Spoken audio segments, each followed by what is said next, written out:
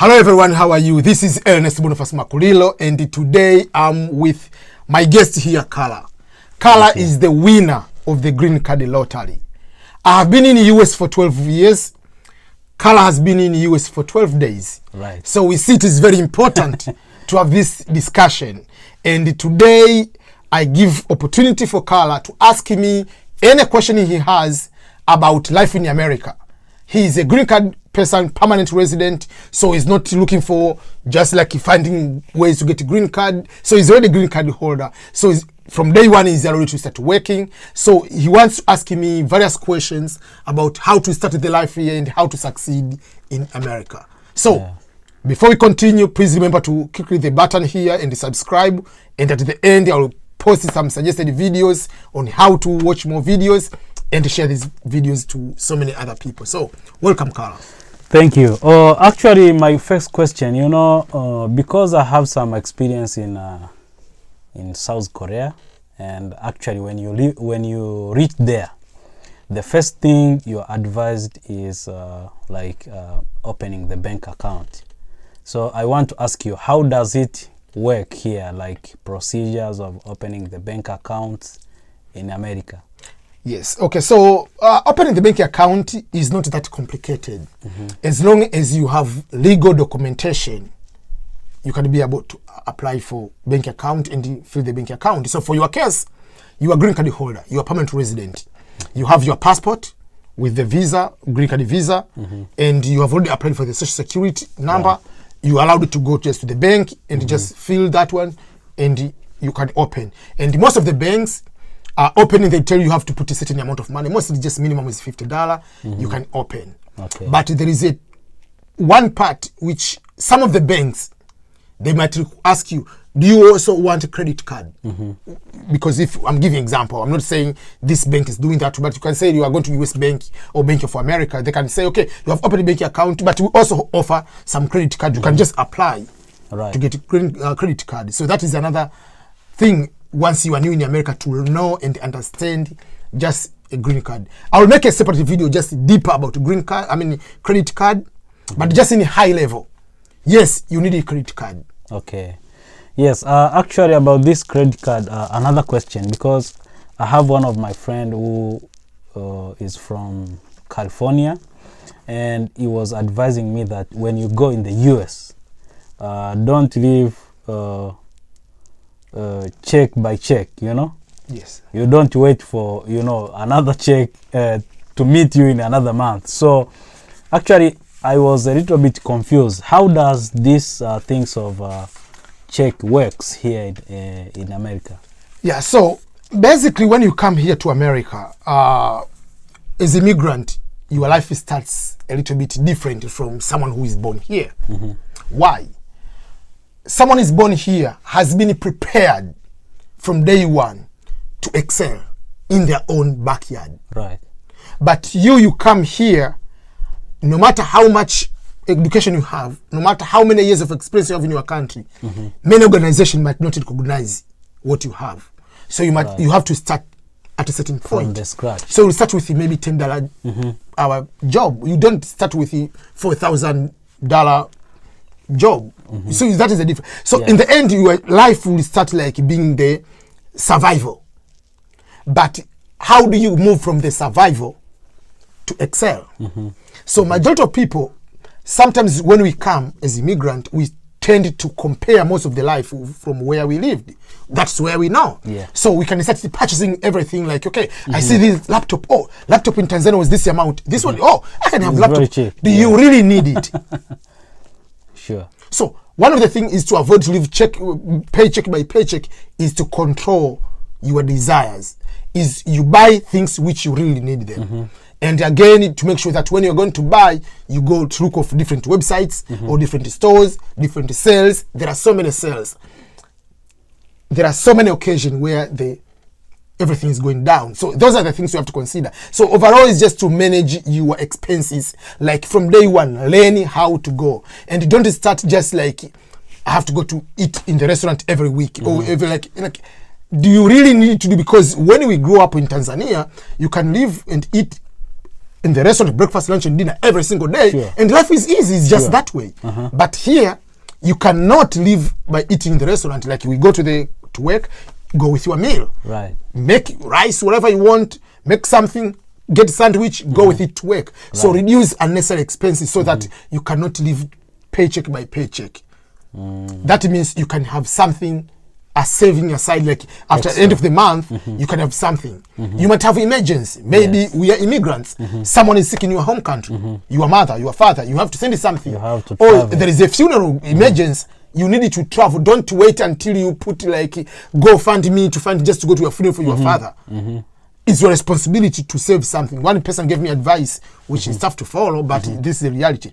Wherever you live in America and you're an immigrant, make sure that anything happens today, you have at least money to purchase a flight ticket, go and return. Right.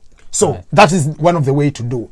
And with paycheck by paycheck, many immigrants, I go back to the topic of credit card, because we end up getting credit card. So it's just the money is there. We started spending, and you are going to be in trouble. Because we don't have the knowledge how it affects our life. Credit card is, the bank is giving you the card, or the store, maybe Walmart, Target, whatever, they give you a card. That card is loaded with a certain amount of money. Maybe let's say 1,000, 10,000, a limit. So you can use that money, but each month you'll be paying maybe $20, $50. Right. But many people, we just end up, because we want to live beyond our means, you start, okay, let me go to the restaurant, let me go to the movie, let me do this. You are charging the credit card, but you know, oh, by the end of the month, I'm supposed to pay $20. So you have $5,000 credit card, you are using $4,000 within a short time. So that is destroying your life. So once you have a credit card, you have to use in a way that, let's say you use $20, at the end of the month, pay it. Don't accumulate a lot that way. That will be coming to affect you, and then you will start like you don't live in your means, and then you start going to the loan sharks. You are start like, overall, just stay on your lane. Right. Yeah. Oh, thank you very much for the good explanation. But again, another difference which I found here, like when you go in a supermarket or if you go in stores, you find that the price tag is different from the price you pay at the counter. So how does this work? Because you find some, like if you purchase something like $30, it comes like 33 or 34 point something. There are two things over there. Number one, there is a trick on how they put the price, and this is a typical business capitalist mind. It's very rare you can find, if let's say you are going to buy maybe a trouser or something, is written maybe $7. They have to put $7.99. That means $7.99 or $6.98. In your mindset, if they say $7.99, you don't think that is $8. You think, oh, it's just $7, but there is 99 cents on top of that, or 95 cents. But technically, that is, if you put there, it's just like $8. And again, all the prices, tax is not included. So once you go to pay, the tax is going to be added. Many countries where we live, when they put the price, already VAT, value added tax, is already included in it. So in many places, when you purchase something, if it is $10, it's $10. Everything is included. But here, tax is not there.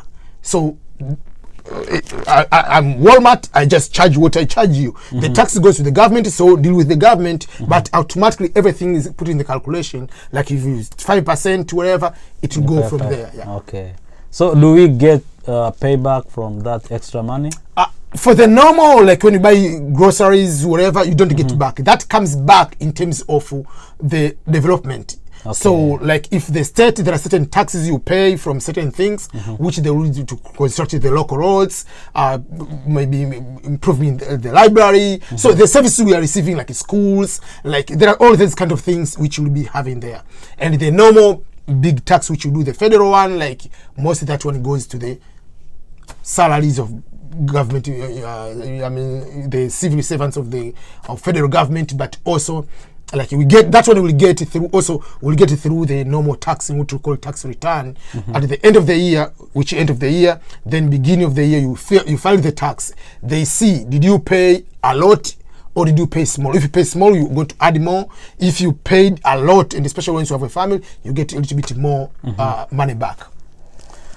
Okay, thank you very much for this explanation. But another query is about actually the driving system.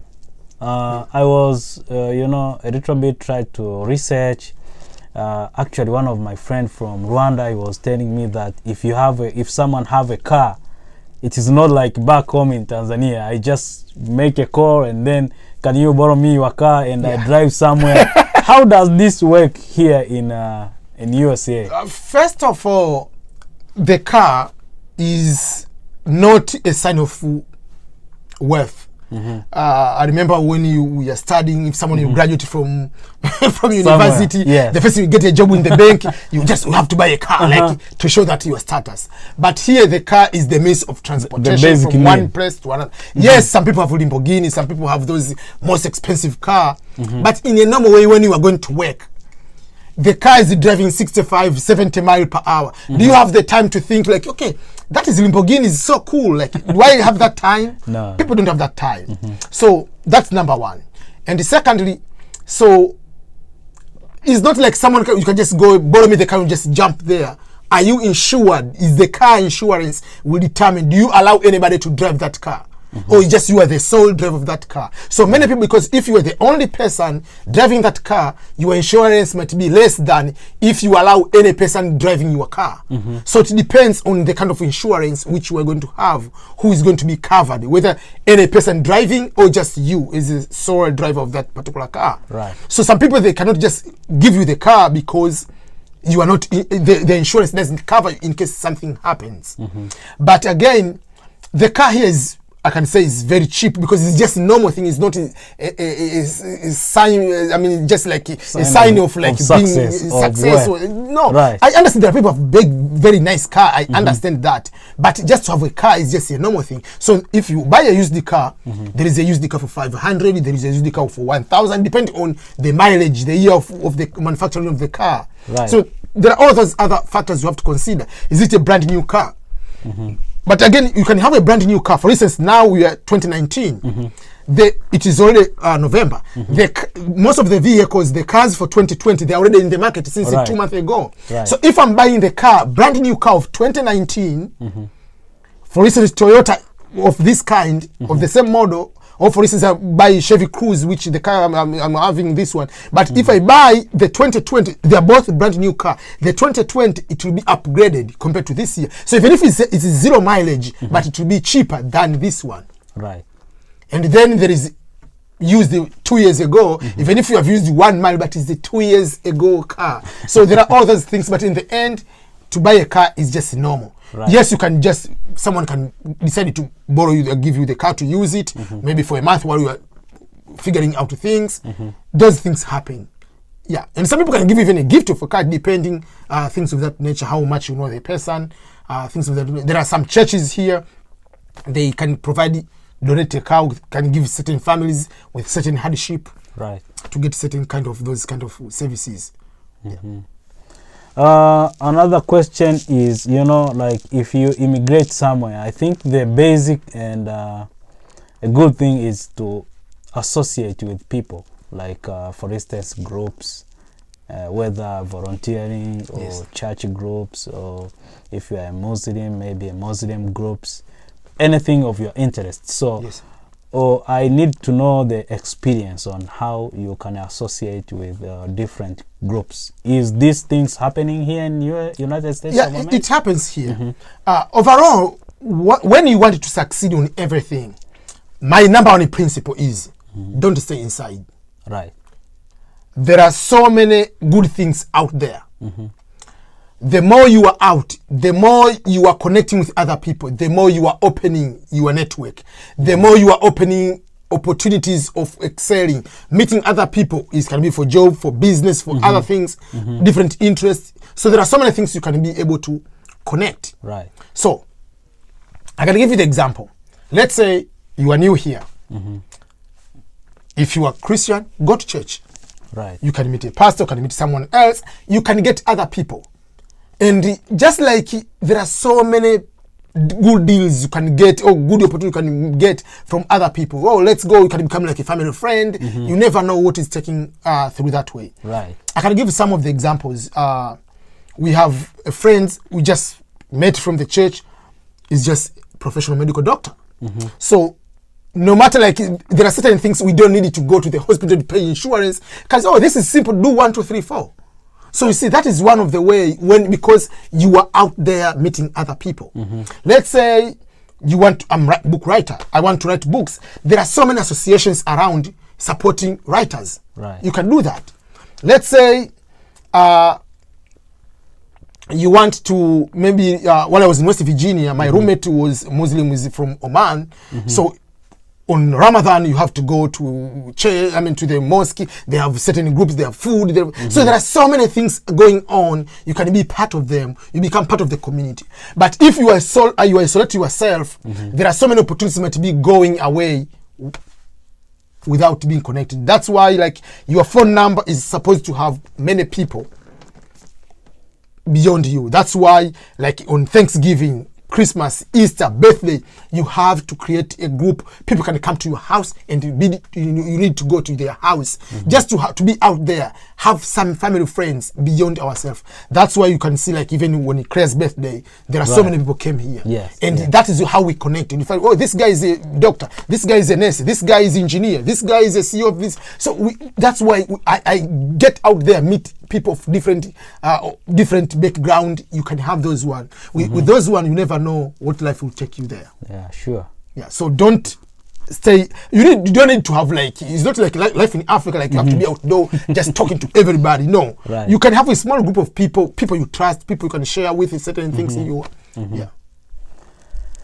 Okay, maybe another thing, like when you are outside America, you hear a lot of things like, violence and, like walking at night, being careful. How do you explain about this? Yeah. Because since I've stayed here, I didn't hear any gun sound or any bad news. Yes. Let us start saying this way. The things which are happening now in America, they have been happening for over 50 years. What is the difference? The difference is social media. It used to be, until something happens, CNN or certain news station come to record and report. Certain newspaper has to write and report. But now, I can just do a vlog, go live, Facebook Live, and report something happening. Yes. So each person becomes a media station. So that's why we see all these things happening. But the same thing have been happening for a long time. Let's start with that one. Secondly, America is just like a continent of Africa. There are 50 states. In Africa, we have, 56 countries, whatever, 50 something countries. Right. So it's bigger like Africa in terms of the continent-wise. So if it's just like a big continent, so you want to tell me there are no crimes in entire Africa, like everything is smooth, like you're in heaven? No. So there are so many things will be happening because it is like a continent. Plus, here it's just like if almost nearby 400 million people in one country. Right. So it's a very big population, and population where there is a big difference. The population where people have right to do certain things which in other countries you cannot have those kind of rights. So all these things, they're happening there. So again, it goes back to which neighborhood do you live? Where your kids are going to school? Right. So if you go to Tanzania, I cannot go to in Manzese with my cell phone in middle of the night. I cannot do that. If I'm in Kenya, I cannot go to Kibera and walk in middle of the night. I'm talking with my iPhone. No, I cannot do that. Right. But if you are in Westland in Kenya, you are in Masaki in Tanzania, or you are in Uzunguni somewhere else, there are certain neighborhood you can have that safe. Right. Yeah. So the same way like here. That's why when you want to buy a house, when you are going to find an apartment, you can put your the address. You can look at the rate of crime. Every crime, even if someone has shoplifted in the store nearby, is reported, it will be written there. So you can see the nature of the crime, which neighborhood you cannot go to live. So where do you go to live? It depends. But I understand there are certain crimes happening even in nice city. Someone can go to a certain place and cause that crime. But don't expose yourself to unnecessary crimes. Right. You just to be careful in the end. Like, for instance, for me, the neighborhood we live here, you can see yourself. Yes. The police station is nearby, fire station is nearby, there is a park. I go to exercise even at 4 a.m., at 5 a.m. You can go to even to 9 p.m. You see people at the park. It's okay. It's very safe. So it depends again with the neighborhood and how it is in the end. Like, but in general, there are so many things you cannot control of. It's just you and how you can be careful. Yeah, right. Yeah. So thank you very much. I think this was kind of, some questions I have, and thank you very much for I'm glad I've been able to answer so those of questions. In case anytime you have more questions, you want to come back here and you can ask, you can share with other people. I'll be happy to answer those questions. So this is Carla, is the winner of the Green Card Lottery, and we have been sharing. He has been in US for 12 days and I've been in US for over almost 12 years. So we are sharing the experience on what things you have to do, what things to avoid, how do you start, just the things someone has perspective before coming here and after arriving in the United States of America. So for more videos, I've been doing some interview with Carla. They are here, and some they are here. You can be able to check them, and remember to subscribe here. There is a button subscribe.